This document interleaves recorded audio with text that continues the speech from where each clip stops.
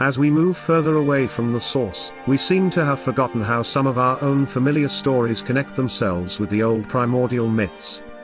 As an example of the ancient origins of modern tales, we need look no further than the story of Little Red Riding Hood, as we call her, or Little Red Cap, as she is called in the German tales. Little Red Riding Hood goes with nice cakes and a pat of butter to her poor old grandmother. She meets on the way with a wolf, and gets into talk with him, and tells him where she is going. The wolf runs off to the cottage to get there first, and eats up the poor grandmother, and puts on her clothes, and lies down in her bed. Little Red Riding Hood, knowing nothing of what the wicked wolf has done, comes to the cottage, and gets ready to go to bed to her grandmother, and how the story goes on in this way, until it reaches the climax. "Grandmother, what great teeth you have got! That is to eat you up," cried the wicked wolf, and then he leapt out of bed, and fell upon poor Little Red Riding Hood, and ate her up in a moment. This is the English version of the story, and here it stops, but in the German story there is another ending to it. After the wolf has eaten up Little Red Riding Hood, he lies down in bed again, and begins to snore very loudly. A huntsman, who is going by, thinks it is the old grandmother snoring, and he says, "How loudly the old woman snores, I must see if she wants anything." So he stepped into the cottage, and when he came to the bed he found the wolf lying in it. Taking aim with his gun, he shot the wolf quite dead. Now this ending helps us to see the full meaning of the story. One of the fancies in the most ancient Hindu stories was that there was a great dragon that was trying to devour the sun, and to prevent him from shining upon the earth and filling it with brightness and life and beauty, and that Indra, the sun god, killed the dragon. Now this is the meaning of Little Red Riding Hood, as it is told in our nursery tales. Little Red Riding Hood is the evening sun, which is always described as red or golden. The old grandmother is the earth, to whom the rays of the sun bring warmth and comfort. The wolf, which is a well-known figure for the clouds and blackness of night, is the dragon in another form. First he devours the grandmother, that is, he wraps the earth in thick clouds, which the evening sun is not strong enough to pierce through. Then, with the darkness of night he swallows up the evening sun itself, and all is dark and desolate. Then, as in the German tale, the night thunder and the storm winds are represented by the loud snoring of the wolf.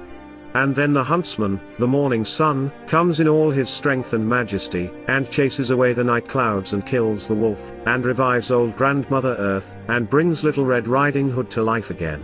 Or another explanation may be that the wolf is the dark and dreary winter that kills the earth with frost, and hides the sun with fog and mist, and then the spring comes, with the huntsman, and drives winter down to his ice caves again, and brings the earth and the sun back to life. The same idea is repeated in another story, that of the sleeping beauty in the wood, where the maiden is the morning dawn, and the young prince, who awakens her with a kiss, is the sun which comes to release her from the long sleep of wintry night. The germ of the story of Jack and the Beanstalk is to be found in old Hindu tales, in which the beans are used as the symbols of abundance, or as meaning the moon, and in which the white cow is the clay and the black cow is the night.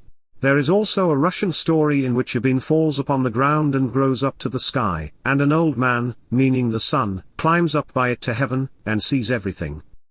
This comes very near the story of Jack, who sells his cow for a handful of beans, and his mother scatters them in the garden, and throws her apron over her head and weeps, thus figuring the night and the rain, and, shielded by the night and watered by the rain, the bean grows up to the sky, and Jack climbs to the ogre's land, and carries off the bags of gold, and the wonderful hen that lays a golden egg every day, and the golden harp that plays tunes by itself.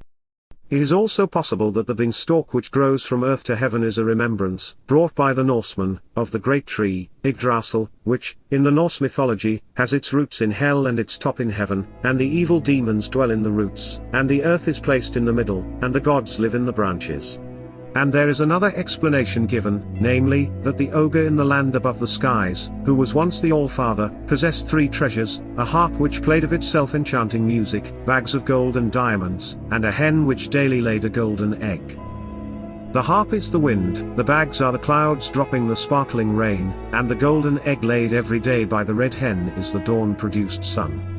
Thus, in the story of Jack and the Beanstalk we find repeated the same idea which appears in northern and eastern fairy tales, and in Greek legends, and so we are carried back to the ancient Hindu traditions, and to the myths of nature worship amongst the old Aryan race. Fairy tales came from Asia, where they were made, ages and ages ago, by a people who spread themselves over our Western world, and formed the nations which dwell in it, and brought their myths and legends with them. We have seen something of the lessons they teach us, and which are taught by all the famous tales. They are lessons of kindness to the feeble and the old, and to birds, and beasts, and all dumb creatures, lessons of courtesy, courage, and truth-speaking. We have seen how closely the most ancient myth is preserved in the tale, and how full of beautiful and hopeful meaning this is when we come to understand it.